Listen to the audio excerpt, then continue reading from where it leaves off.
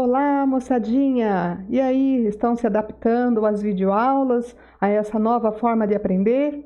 Eu espero que sim. Bom, a aula de hoje é sobre figuras de linguagem.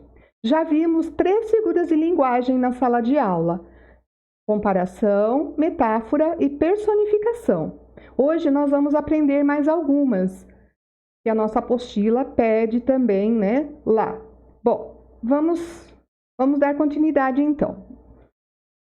Figuras de linguagem existem várias e hoje nós vamos falar algumas delas já classificando aí como figuras de pensamento, figuras de palavras, figuras de construção, figuras de som. Tá?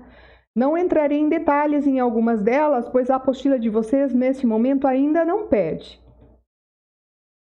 Figuras de pensamento, elas estão aí associadas às ideias. Dentre elas nós temos antítese, ironia, paradoxo, hipérbole, sinestesia e personificação. Essa vocês já viram e nós vamos relembrar já já. Por isso que eu coloquei ela em vermelhinho ali, olha só. Então, personificação.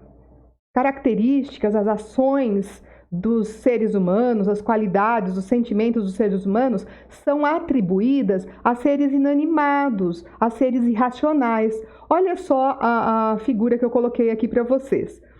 Como se o gato estivesse dando uma entrevista e ele diz: estou comendo e o ser humano fica passando do lado do meu prato, aí eu subo na mesa, nossa!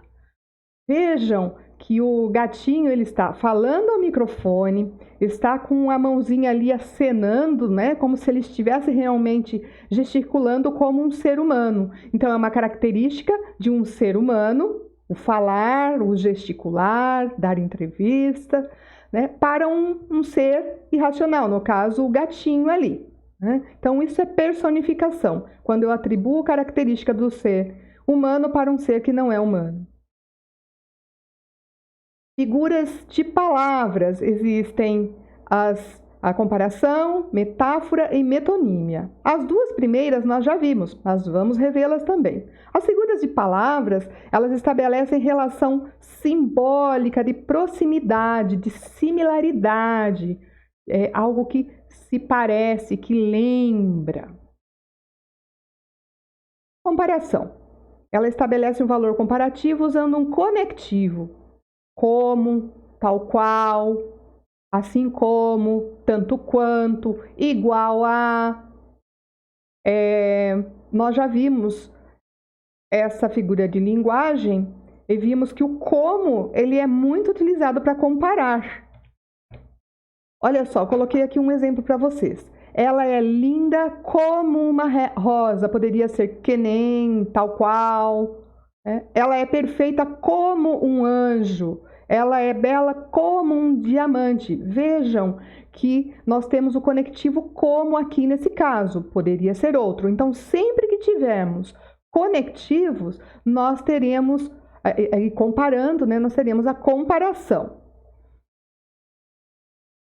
Outra maneira de comparar, porém sem usar os conectivos, é a metáfora. A metáfora nada mais é que uma comparação implícita, ela não fica explícita, né? Só que eu não uso conectivos e eu produzo ali, na verdade o texto produz um efeito figurado também. Meu coração é uma estrela. Vejam, está sendo comparado o coração e a estrela, só que não foi colocado conectivo. Então, nesse caso, nós temos uma metáfora. Amor é fogo que arde sem se ver. Lembram que eu falei sobre esse poema de Camões para vocês, lá na sala de aula? Pois é, ali o amor está sendo comparado como fogo que arde, mas eu não estou vendo. Só que eu não coloquei em nenhum momento amor é como fogo, e sim amor é fogo que arde sem se ver. Então, nós temos aqui a metáfora. Tá claro? Metonímia.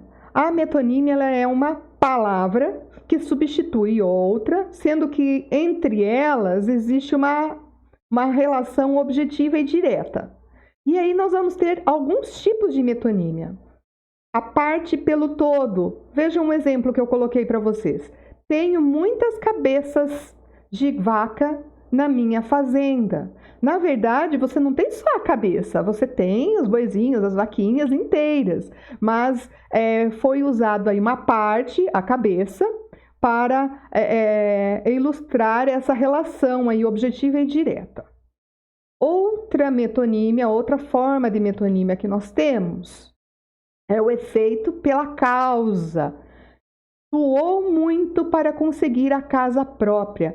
O verbo suar aí, no caso, está substituindo trabalhar. Então, é uma metonímia também. Outra forma de metonímia, o autor pela obra. Li Machado de Assis. Olha ali, eu já li o Machado de Assis, agora quero devolvê-lo. Ainda é uma piadinha, né? Porque a bibliotecária pergunta, ressuscitou? Né? Ela entende ao pé da letra, como se realmente ele tivesse lido a pessoa de Machado de Assis. E, na verdade, foi a substituição aí do autor pela obra. Na verdade, o que ele leu foi o livro escrito por Machado de Assis, que não é mais vivo. Outra forma ainda de metonímia seria o conteúdo, o continente pelo conteúdo, né? Um exemplo, beber uma taça de vinho. Né? Eu não vou beber a taça, eu vou beber o vinho que está dentro da taça. Então, é o conteúdo, o continente pelo conteúdo. O continente, na verdade, eu tenho aí a taça e o vinho no interior da taça. Bom, além da comparação, da metáfora e da metonímia, nós temos também figuras de construção ou sintaxe, né, associadas ao nível sintático, como as palavras funcionam na frase. Elipse, polissíndito, hipérbato e anáfora. Nossa apostila está trazendo a anáfora, então nós vamos analisá-la. É uma forma de repetição sempre no início da sentença. Olha o exemplo que eu coloquei aí. É pau, é pedra, é o fim do caminho. É um resto de toco, é um toco sozinho, é um caco de vidro, é a vida, é o sol, é a noite, é a morte, é um laço, é o anzol. De Tom Jobim. A repetição aí do né? Nós temos então a anáfora, que é uma forma de repetição sempre no início da sentença. Figuras de som. Nós não vamos entrar em detalhes porque ainda não é o caso lá na nossa apostila. Mas vamos lá, existem as figuras de som também figuras de linguagem e as representações simbólicas que o som produz, então, né? A assonância, a literação, onomatopeia. Talvez você já tenha ouvido falar um pouquinho da onomatopeia. A onomatopeia é a imitação, né, de um som, é a tentativa da reprodução de um som. Por exemplo, splash, o barulho de água, tic-tac, o barulho do relógio, enfim. Pessoal, essa foi a nossa aula de hoje. Rapidinha, não é? Pois é. Figuras de linguagem é só nós fazermos associação aí com o nome e o significado de cada uma delas. Inicialmente parece ser um bicho de sete cabeças porque são palavras que a gente nunca ouviu. A gente está começando devagar, por isso que eu coloquei parte 1 nesse vídeo. Bom, agora façam os exercícios lá no Educo e um beijo, até breve!